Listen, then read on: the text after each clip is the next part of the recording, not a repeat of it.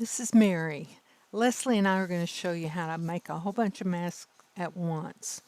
There's tons of videos for one at a time, and we've taken elements from several different ones, so thanks are due all around. But with everybody needing a mask in the very near future, let's get cracking and turn them out by the dozens or more. For this demonstration, we'll make 20, which can easily be done in less than 3 hours. I cut my teeth on a sewing machine, but Leslie has never sewed a lick. So if you're lucky enough to be at home with family or your best friend next door, just grab one of them to help with this project. No experience necessary. Leslie ripped our fabric into 7-inch strips lengthwise and then made accordion folds that are 15-inch lengths for me to cut. We used some high thread count sheets that my dog had chewed on, so I'll just toss out the holey pieces as I come to them while sewing. So your first long seam is going to be a zigzag across all the ends. You don't need to stop and trim threads each time, just keep going, butting one up against the other.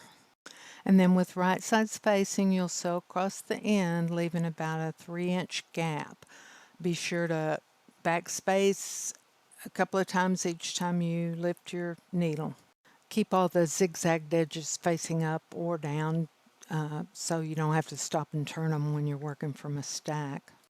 Next is the trickiest part. You're going to open that seam and then top stitch along the side that is zigzagged. Just have to hold your mouth right and stretch and pull on it as you go. And then lift your presser foot over the hump and go to the next one. You can trim all the threads when you finish this part or cut off a few at a time and let your helper trim the threads and turn them right side out. And then you're going to fold along the other side of that seam that is not top stitched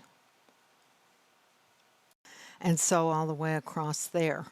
Or this shows a little buttonhole that I made for the nose wire on an earlier batch, but that's not necessary. Just leave a little gap toward the end of that pocket, but be sure to backstitch on both sides of it. And again, just keep butting one piece up against another, and when you snip those apart, you'll be ready to set the pleats.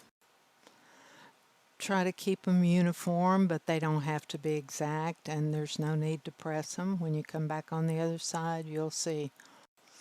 The selvage on this one is being stubborn, so best to rip those off before you start. Don't snip them apart yet, just put them in your lap or spread them out and come back up the other side. You can match up what you started with and just give them a little yank to smooth them out. Be sure to pick up both layers of the fabric with each pleat. This is about a 5/8-inch seam because it's easier to sew further away from the edge. And we didn't film this part, but when you clip them all apart, go ahead and cut this edge down to about a 1/4 inch from the seam. While I was sewing, Leslie was cutting 7-inch pieces of elastic. I'm using a wide, really short zigzag stitch to sew that on tight and finish off the edges at the same time. I'm sewing the elastic on the top side, so in case there are any raw edges, they won't scratch the face. Be sure the end doesn't get twisted as you come around with it. And again, keeping them together, just turn it around and do it on the other side and you're all done. I hope this has been helpful and that you'll find a good use for your masks.